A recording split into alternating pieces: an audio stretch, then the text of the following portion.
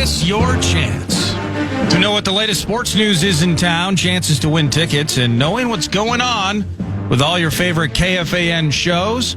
You can follow KFAN 1003 on all our social channels like Insta, TikTok, and X. Stay connected and follow the sports leader, KFAN. That's awesome. Vibe style. Beautiful. Yeah, that's awesome. Yeah, people want stuff promoted. Absolutely they do. And Vikes Bites is kind of an NFC title game weekend bites bit that I just kind of looking into the anatomy of the Final Four. The anatomy of the Final Four is in teams that sadly do not include the Minnesota Vikings. So this segment, I'm just going to run through just kind of how they put the pieces together so that they're playing this weekend and other teams, including our own or not, and whether that's the draft, free agency. I want to hit on the NFC teams this segment, then we can jump to the American Football Conference next segment. So we're going to start with this squad. It took a walk-off, but they did it. It's going to be a 42-yard field goal attempt from the right hash for the rookie Harrison Mevis. Out of the hold of Ethan Evans, here it comes to send the Rams to Seattle for the NFC Championship game. It's good! The Rams win it 20-17. How about that? Rams beating the Bears in OT. We all saw it, talked about it yesterday. And a bit that I mentioned in kind of a preview of today, or just kind of the idea, when you look at these Rams, PA, it truly has gone from F them picks, if you remember GM Les Need saying that following their Super Bowl win, to now every pick sticks. And just kind of running through here last several seasons, what have the Rams done in the draft? Their calling card in the McVay area early on and finding their way to a Super Bowl was really done via free agency. It was high-end guns for hire, the Jalen Ramseys of the world, and they were able to build that from the outside around really one of the all-time draft picks that you'll find, of course, Mr. Donald in the middle, Aaron Donald, all-timer as he was. But to that end, the script has been completely changed as they bought into Matt Stafford, and I'm just going to list through some things for you here. 2022. They still didn't really have any draft picks because they had mortgaged their entire future to get that 2021 Super Bowl. So, spring of 2022, 4th round, 5th round, 6th round. Kobe Durant, Kyron Williams, and Quentin Lake. Now, the reason I bring up those names, save for Kyron, everyone knows his name, and Kobe Durant kind of got lost in the end zone as Cole Kmet caught the heroic or Hail Mary-esque pass from Caleb Williams. Kobe Durant's a starter on this team that makes plays. Kobe Durant's a guy that is on this defense, starts games, and is expected to be better than he was in that singular moment. Quentin Lake has gone from the bench to starting games, to the bench to starting games. Not by any means their best defensive player, but a guy that contributes every single freaking week. 4th, 5th, 6th rounders in 2022. Then following season, 2023, Steve Avila.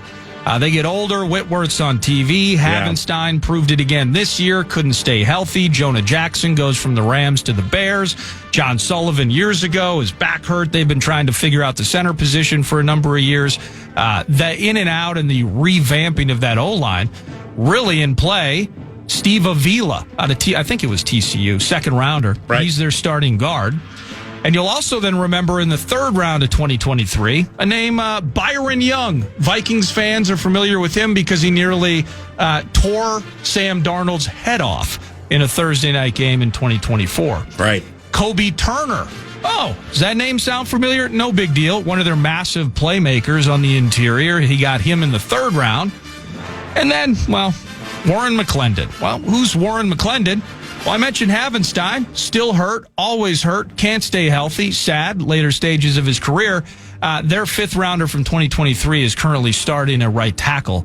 And, Puka Nacua in the 5th round. Puka Nacua of 2023.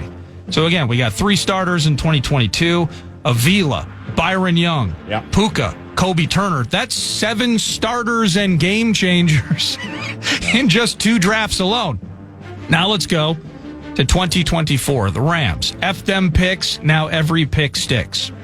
2024 featured Jared Verse, We were making those Dallas Turner, Jared Verse-related comparisons a year ago in a playoff game that went the wrong way. Braden Fisk in the second round. Oh, and then in the third round, they get Blake Corum. Nice little 1-2 piece with Kyron Williams. And Cam Kinchins in the third round as well. So that's now 1, 2, 3. That's 11 starters over the course. Well, I guess Corum, I really wouldn't consider him to be a starter. But 10 or 11 playmakers over the course of 3 drafts. And then this last season, it was pretty light. Terrence Ferguson, rookie tight end. Now, he made enough plays to the point where Matt Stafford was trying to dagger the Bears in OT with a deep front side end zone throw to Ferguson that didn't connect, but Ferguson works, and he was a second rounder. Kanata Mumpfield, well, he's a 7th rounder, and he made the team, so good for him. So that's just the draft. Now, we know they have Stafford. We know they have Puka via the draft. But how about Devontae Williams making that move to add him and effectively replace Cooper Kupp? How about one of PA's favorite players, Poona Ford?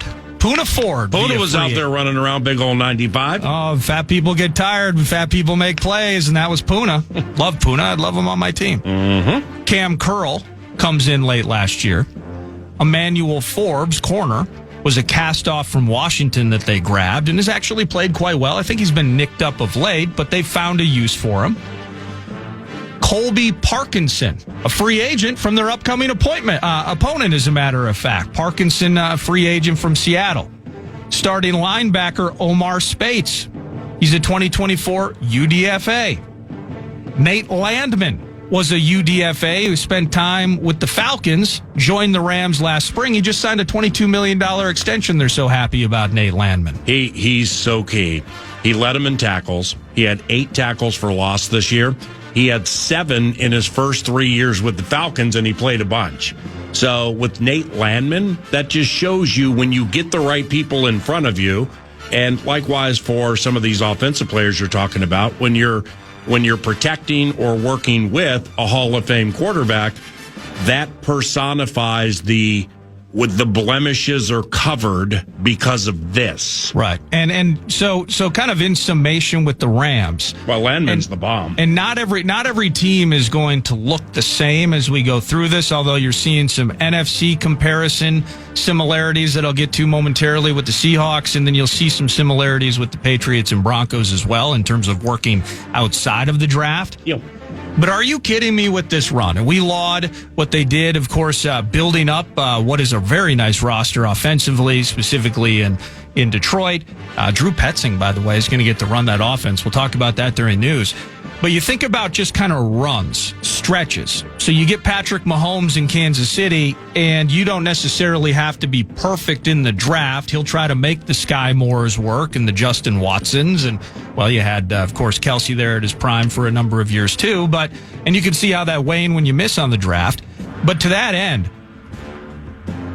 10 or 11 starters over the course of a 3-year stretch, combined with the right free agents to complement, combined with that coaching staff, is nothing short of remarkable. I can't think at this stage another team that has done that within the last 3-4 year stretch as the Rams have. So anatomy, why are the Rams where they are? Why are the Vikings where they are? My goodness, if we can start drafting like the Rams can, a turnaround is not such a long-term endeavor. Agreed. And it is the depth of the context of the way you laid it out with the draft, and then subsequently free agents are going to want to take lesser deals to come there because of the coaching staff, the opportunity, the warm weather, and a Hall of Fame quarterback. I mean, it's when you have that guy as your trigger man, it covers so many blemishes with so many different facets of your team. And Stafford has a lot to do with that, along with the interior of their defensive line with those newbies that you talked about, but including the former Falcon, Nate Landman. Yeah, the Rams are pretty impressive. And in similar fashion, the work that this team has done, making moves and making plays, you got to tip your cap to them. We're off and running, end over end. Shaheed at his own 5, across the 10, 15, 20. Cut straight upfield, has a gap, across the 40, midfield 50. Trying to trip him, don't get him. Flag is down. Shaheed to the end zone. Holy catfish! open the game with a 95-yard touchdown Seahawks. Holy catfish! That's Steve Rabel, Seahawks broadcasting. The Seattle Seahawks, the opponent for the Rams. Anatomy of a Final Four. They're in it. We are not. We are somewhat envious. Although I've mostly, I think I'm over it now. I think I'm just enjoying playoff games. First and foremost, a couple of years ago, they hired Mike Macdonald to replace Pete Carroll. And there's some frustration with the Seahawks, primetime losses. It feels like we were never able to get over the hump with Russell Wilson and just some of the lopsided games and weird moments.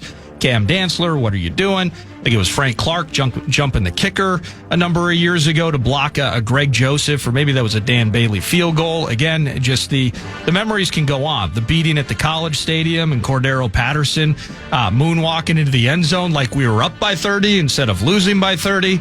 We can go on for an hour about that. But Mike Macdonald, time to move on from Pete Carroll. Time to move on from Geno Smith. So that's kind of the conversation. I don't know how it necessarily completely correlates or can be paralleled into the Vikings PA, but for a Seahawks team that went to a Super Bowl, won it in 2013, beating out Manning's Broncos at the time, and then a year later losing effectively at the doorstep, Malcolm Butler, the pick, should have run it with Marshawn, we know that, so they went to a couple Super Bowls. The idea of knowing when to move on, if you are a decision maker within an organization, means a lot. Now, they sat around with Russ, and it appears as though they made the right decision at the right time to send Russell Wilson to Denver, and they're going to roll with Geno Smith. And they got some competent, effective quarterback play out of that. But then this offseason, we're going to move on from Geno Smith. Geno goes to the Raiders. Pete Carroll is there as well. Disastrous season for everyone involved in the 702. And Sam Darnold, who won 14 games with the Vikings a year ago, replicates that, and now they're the 1 seed. Hiring Mike Macdonald, massive. Signing Darnold, massive for the Seattle Seahawks. John Schneider, the decision maker there out west. But how about this? Leonard Williams, DeMarcus Lawrence. Yeah. Josh Joby. That Lawrence move was big. It's unbelievable. Yeah, Cooper Kupp. He's so good. And I don't know if it's just new faces, new mix. McDonald, I think, coming from the Ravens as the DC. But Jaron Reed's been a very in and out player over the course of his career. But this mix has Jaron Reed as an absolute game changer for that Seahawks defense as well. Those are just some names that they signed over the last year or two to bolster this defense with Mr. McDonald. Additionally, they drafted Byron Murphy II. You got to look at him as part of the shutout in Seattle, sadly. Yeah. Byron Murphy, good player. Yeah, he's gotten good. Gray Zabel, back when we were doing O-Lineman of the Day, kind of liked Gray Zabel. Go Bison. He's turned out pretty nice. Nick Emanwari has been a playmaker for that team. A.J. Barner. We love JJ. We love Colston Loveland, or at least from a fantasy standpoint we do. But A.J. Barner, nobody talks about him winning a title with those Wolverines. They drafted him.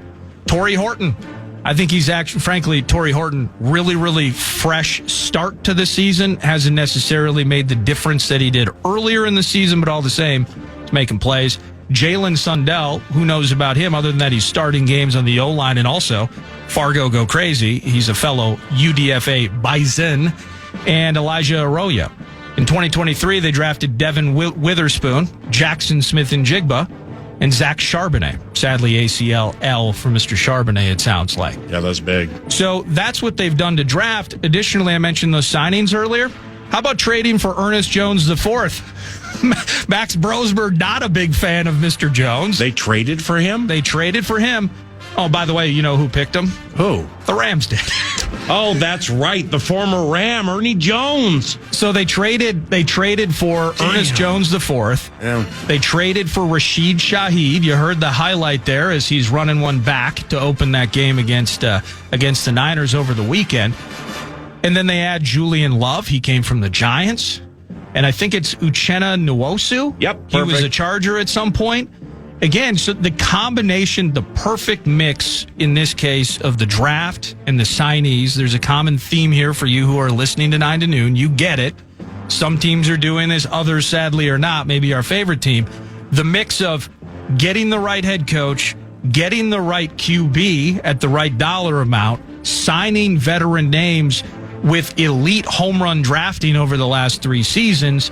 That is why John Schneider's Seahawks and Sam Darnold have a chance to go to a Super Bowl on Sunday. I love how you laid that out because it puts pressure on those who were there within the last handful of years, who were like Kenneth Walker Jr., all right?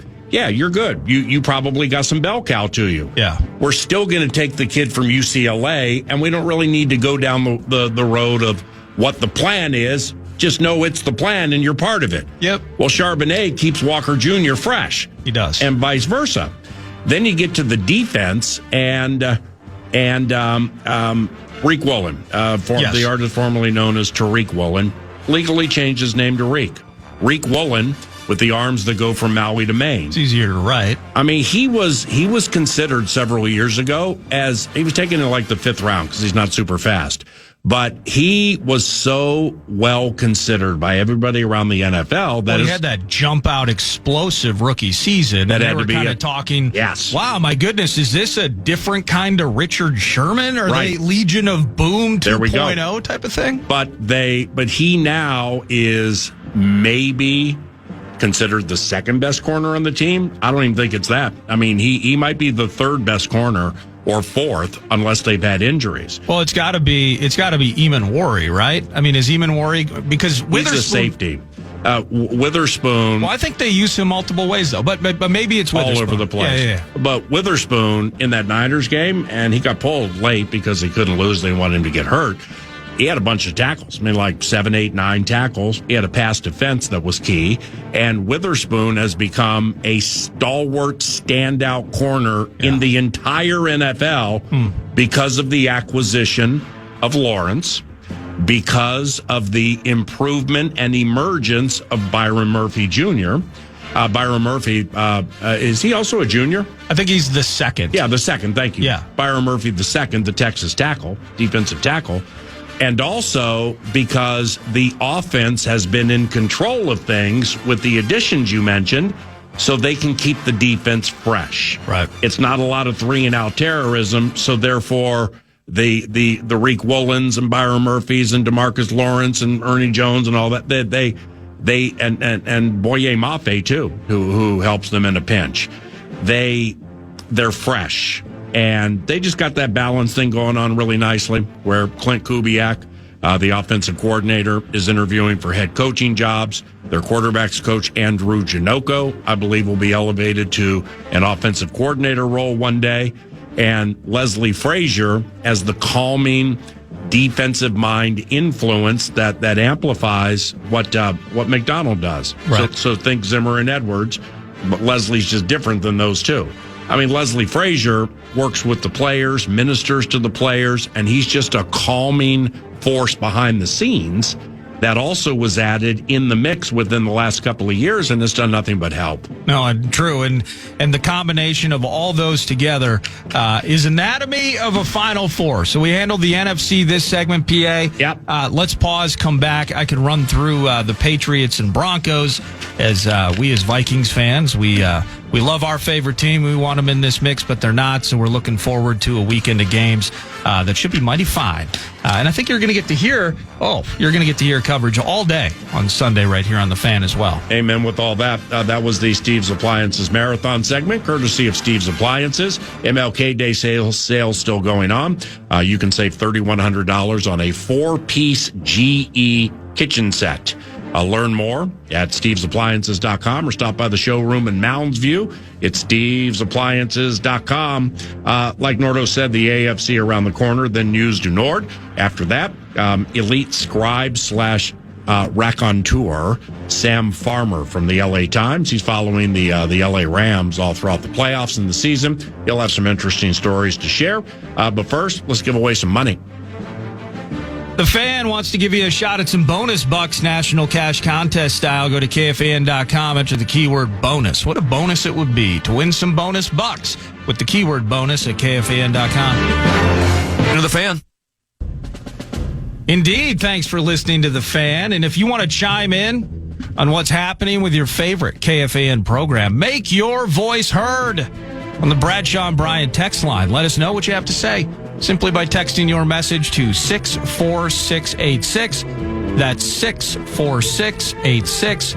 Standard message and data rates apply.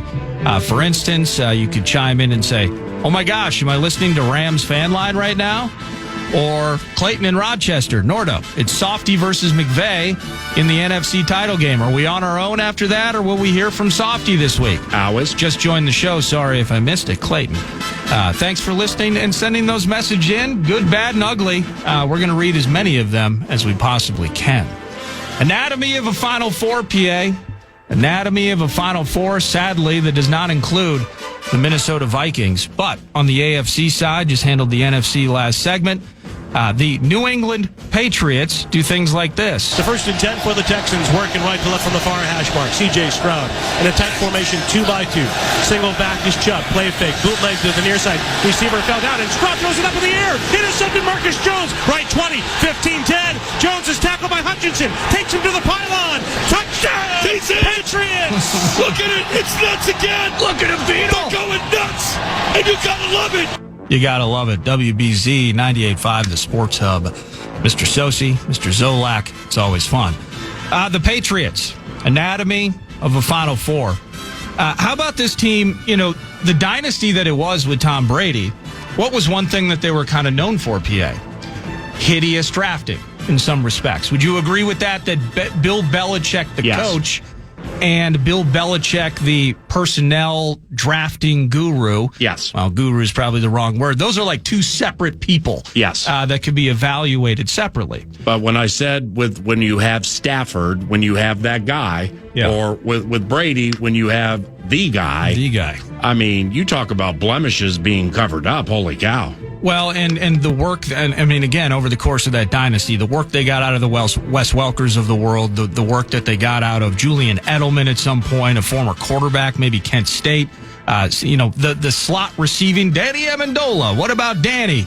The tight end work, and then specifically some of the ham and eggs defensive guys. It always wasn't that always the bit, PA, is the guy that you loved as a member of the Patriots. If that guy went to another team in free agency, keep that at arm's length. Yeah.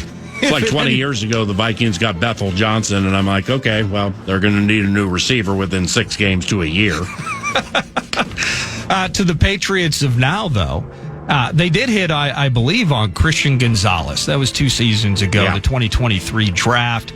Outside of that, though, PA, how about this?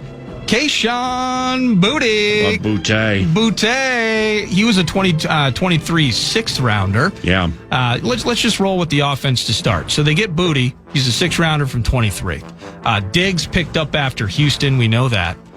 Bradbury from the Vikes, Morgan Moses from the Scrap Heap, Hunter Henry from the Chargers a few years ago. That's right. Morgan Moses was a longtime Redskin, WFT, and commander. Exactly. And maybe was he a Jet as well? I don't recall. But all the same, offensively, this is a team that until this season, where they started hitting, check this out, Will Campbell and Jared Wilson, your 1st and 3rd round picks in 2025. That's half of your starting O-line right there on the left side. Mm-hmm. Additionally, Travion Henderson in the 2nd round. Tough to start, become a playmaker. It's interesting, though. Travion, he's like 2 yards in a cloud of dust. Yeah. But you find that one opening, it's 2, it's 3, it's -5, and then it's 60. His pass protection keeps him off the field. That's very much a work in progress for him. And just when it looked like he had taken Ramondre Stevens' job, Ramondre has come back in a massive way for them, both on the ground, pass protection, as you mentioned. He can even catch and run a little bit. Morgan Moses has played 200 games, including the postseason. Seriously? Well, close to 200, 183 in the regular season.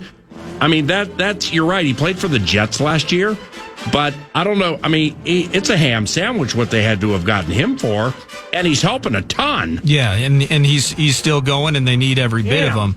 But Travion in the 2nd round, additional rookie, again, getting play out of 4 different rookies this year. Kyle Williams in the 3rd round. And then in the 4th round on defense, Craig Woodson is one of their starting safeties at this point. Yeah. So similar to the Rams, it was F them picks or we're never going to get a pick the right way. And now they have 4 rookies contributing on a weekly basis, specifically on the offensive side of the ball. Craig Woodson on defense. I mentioned Booty from a couple of years ago. Drake May.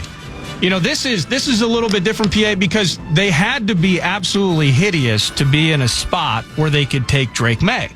But they went through with a healthy Drake May his rookie year before shedding Mr. Mayo and heading on to Mr. Vrabel. They went through those growing pains with him a year ago, comes back year 2, joint practices. I kind of get it, but I don't know if that's going to be absolutely elite. And then he turns into an MVP candidate for the duration of 2025. So you got Drake May in the mix. On the defensive side, this is where it's a bit different, though. Again, where the Rams are finding starters at every corner via the draft, the revamp of this, both these guys and the Broncos, it'll be interesting what the next 3 seasons look like, because they went out and spent $100 million on Milton Williams. They went out and added Carlton Davis. I believe prior would have been the Bucks. I believe Carlton Davis was the Bucks, and then maybe the Lions as well. Yep. Robert Spillane and Kayvon LeChason. Is it LeCavon Chason? I completely messed that up. Kayvon Chason. There we go. Spillane and Chason come from Vegas. Jalen Hawkins from the Chargers. Oh, and then Hammond Egger in the middle. Kyrus Tonga. Yeah. Kyrus Tonga plugging the run. Tonga got some reps in that divisional round game. Oh, and then they got a rookie kicker, Mr. Borregales. Yep. So this is an interesting mix where, for the first time in many years, the Patriots finally hit on some draft picks. Again, the product of being bad led them to Will Campbell this year. The product of being bad led them to Drake May 2 years ago. But now that, in combination with, somebody's going to spend $25 million a year on Milton Williams, and it kind of looks like a flash in the pan. Think about all those playmakers around him in Philly. Yeah. Somebody's going to buy into that massive contract at top market value, and somebody's going to be pissed off. Actually, Milton Williams has been fantastic this year for the Patriots. Yep. And so very much an even-handed build. Big time. That I think they're going to have to supplement heavily with the draft over the next 2-3 seasons. But hitting on the QB, the new head coach, and the new aura, and a few nice rookies has the Patriots where they are today. And Drake May has been anything but spectacular in the postseason. That is correct. And that's totally fine. Yeah. It's totally fine with Ramondre and Travion and the defense playing the way the defense is playing. But everybody that's on the team that is all wound up in this Patriots run, which they're favored to go to the Super Bowl now. And they know they're going to be here next year and the year after that. They're so motivated and energized at casting their gaze the way of the future because of this quarterback they have. That's right. And then the running back who can't pick up a blitz yet, but eventually might be able to, and he's lickety-split fast. I mean, Travion Henderson, I think he returned the first, either first kick of the regular season or first kick of the preseason. Yeah, it was preseason against Washington. Opening kickoff of the entire preseason, gets to the house in the dynamic kickoff. So the future is bright, the quarterback is right, and the covenant is good. Now, finally, we go to this team. Sadly, the Broncos will be without this guy. 11th play of the drive. Ingram comes in motion to a trips look right. Design roll right. Bo loads it up. Floats one. He's got little Jordan Humphrey there. Touchdown, Denver.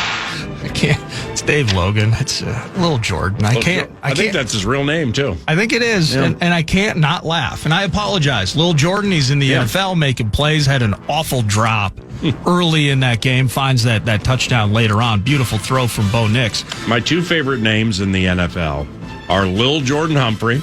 That's his legitimate name. Lil apostrophe Jordan Humphrey.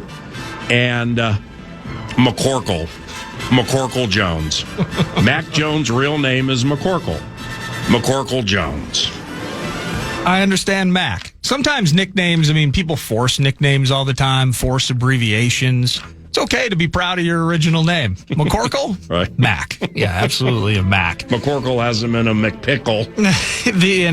He might be putting a team via free agency or trade, I should say, by trade in a pickle you gotta in a month slow or down, two. Honey. Yeah, we'll see. Okay, getting excited. Anatomy of a Final Four team. They will be without Bo Nix moving forward, but Bo Nix certainly part of the anatomy of a squad that got to the AFC title game. George, How much longer do you think you have? 3 or 4 minutes? yeah. I owe you an apology in 3 or 4 minutes. Continue. Oh, okay. Well, here's what we're going to do. Bo Nix, we know about that guy. He's Take your time. He's taken just behind J.J. McCarthy in the 2024 draft.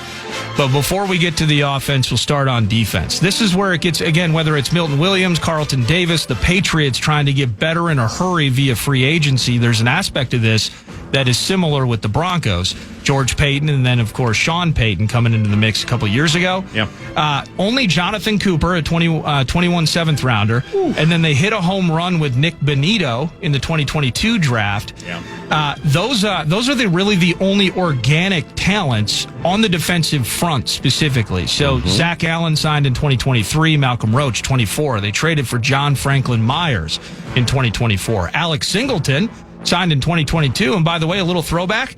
Alex Singleton, starting in the AFC title game, he was on the Vikings practice squad in 2015-16 for a little while. The AFC Nashawn Wright.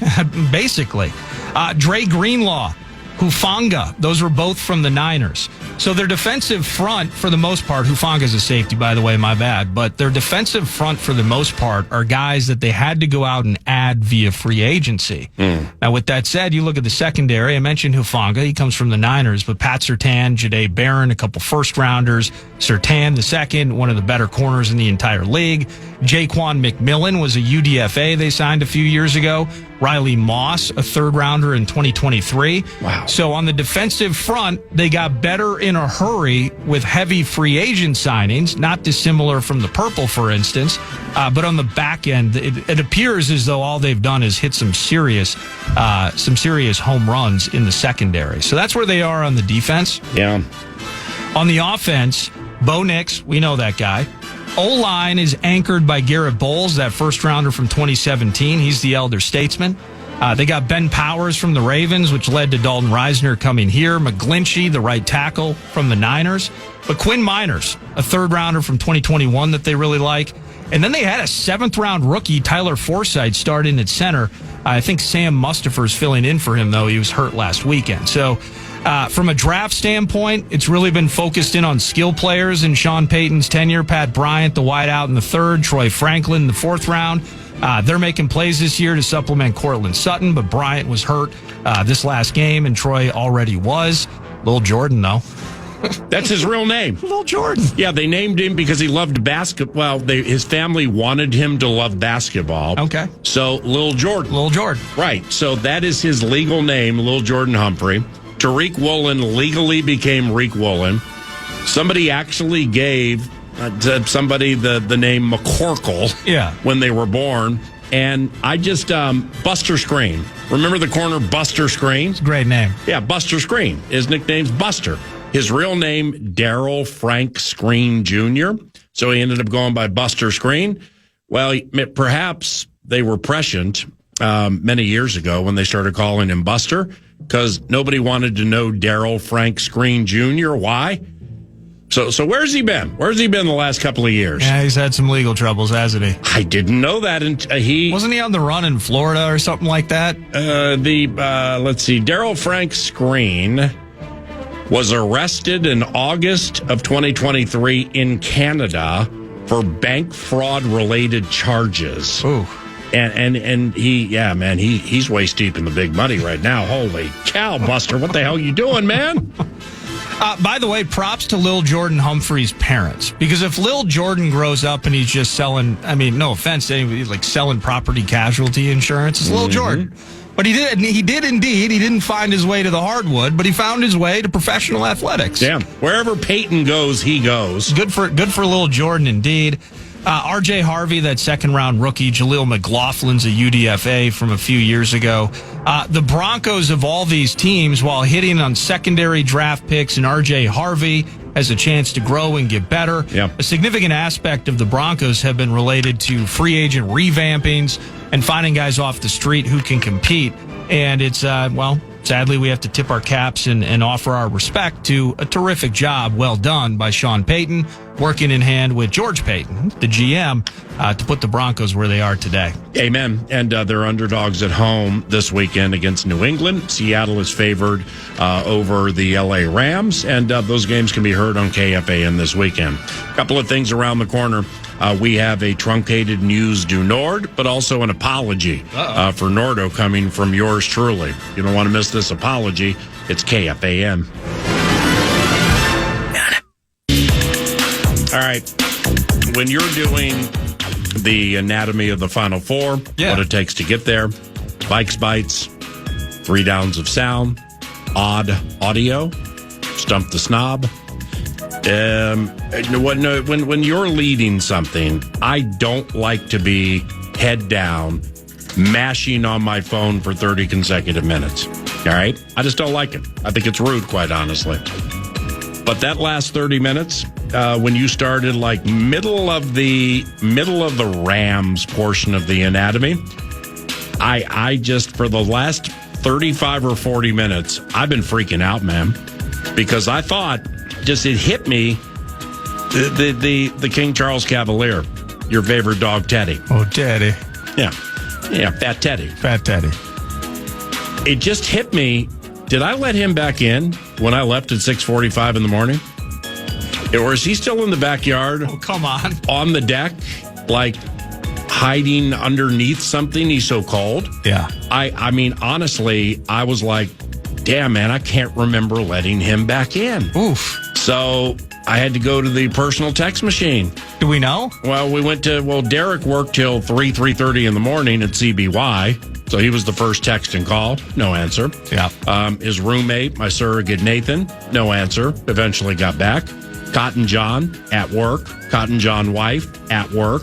I mean, I'm texting everybody. Officer Geis, who lives in Shakopee. I mean, he's the former EP police officer. He's the dog and things like this. Yeah. He'd fly up there to make sure Teddy Baby was okay. So I was just freaking out for 30 minutes and change. I couldn't find anybody. No, I'd be losing my mind. I was about ready to get up and say, I got to leave. Yeah. So you know who your favorite girls hockey team is? High school girls hockey team has been, is, and always will be. Holy Family? Holy Family Fire. Head coach Randy Keppel. Oh, there we go. Neighbor of mine was on a call, didn't write back. I mean, one of my best friends, man. He was at the 60th party a couple of Tuesdays ago. Yeah. With his wife, Jen. Wasn't writing back. Finally, sorry, I was on a call. What's up? So then I'm like, you got the garage code. Just go into my house and make sure Fat Teddy is not like stiff as a board laying in the snow by the hot tub. Not good. Hot takes in the hot tub. Oh, hot tub is active, though? Yeah, hot tub's active. Oh, hopefully. No, Avon's down. No, hot. Yeah, Avon. No, it's something. It's some filter or something like that. Yeah, we got a couple of conference days coming up. I'll bring the girls over, right? and little fat baby Hannah sinks right to the bottom. Love her.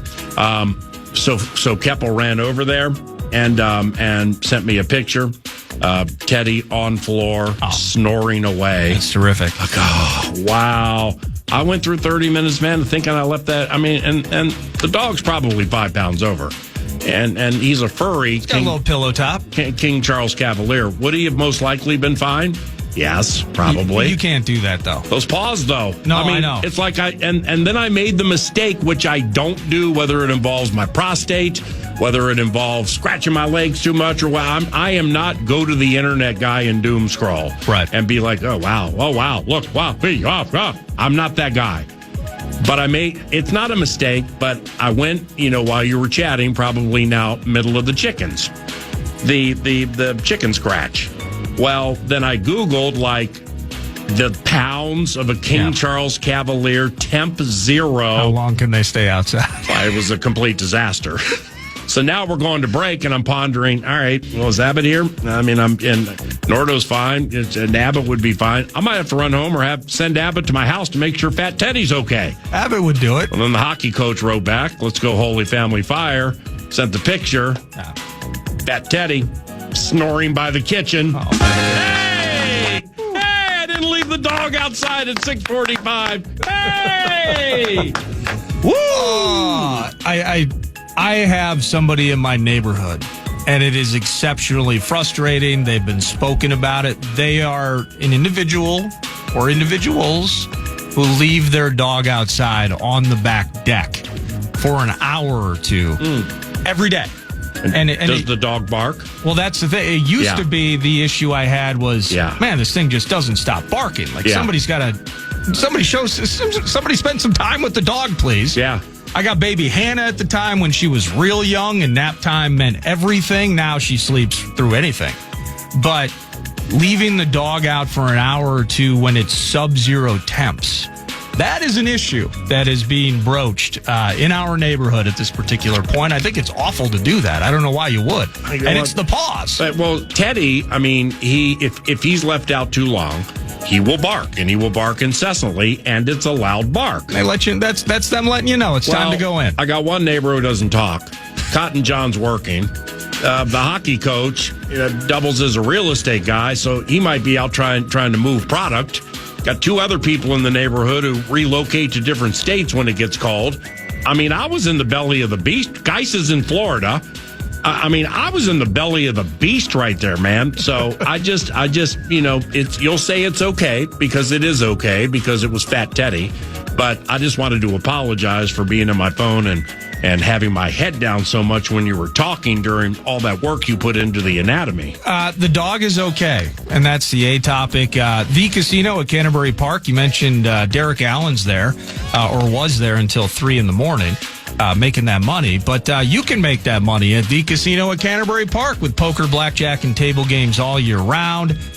We're just going to run through this podcastable about 12:15 p.m. today. Will be your chat with head coach Chris Finch of the Minnesota Timberwolves. Wolves are at Utah last night, a little nicked up, just lost 2 in a row, the back-to-back with Houston and Wemby/Spurs. But they're going to go beat on the Jazz tonight, so we're looking forward to that. Tip-off shortly after 8. You'll hear that interview. We're actually going to replay it for you in about 20 minutes. And then the Wilder at Montreal, you heard from Wild Joe Radio, Joe O'Donnell, the Hattie from Mr. Foligno last night, just stacking those W's on the fan, stacking those games on the fan. You'll hear puck drop shortly after 6, Wild and Canadiens, and then we'll jump into the Wolves game after the completion of that one. Coaching situations, Harbaugh to the Giants, we knew it. Stefanski to the Falcons, we knew it. How about Jeff Hafley to the Dolphins on a 5-year deal?